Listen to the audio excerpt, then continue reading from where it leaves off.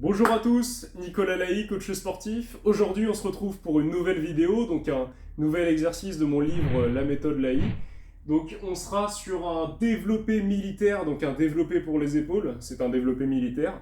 Donc, sur un développé militaire avec la barre guidée, donc avec un banc incliné entre 65 et 70% d'inclinaison.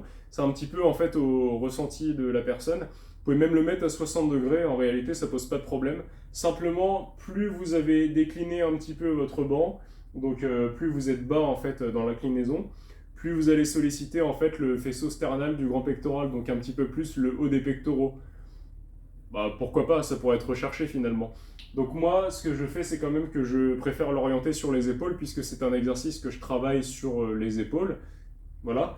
Donc au niveau du placement, ça ressemble au développé couché à la barre libre sur quelques consignes.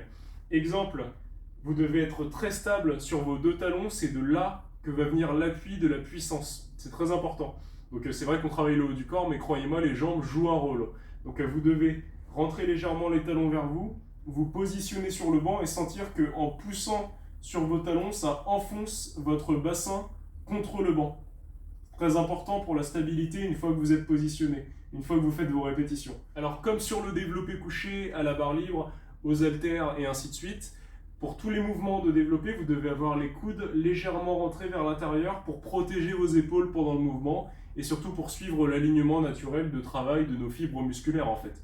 Donc vous êtes ici, coude légèrement rentré, pas vers l'arrière, rentré, vous décollez votre barre du rack, vous la descendez jusqu'au haut de la poitrine et vous remontez. Donc en fait, vos épaules, même si elles travaillent, doivent toujours être relâchées au maximum.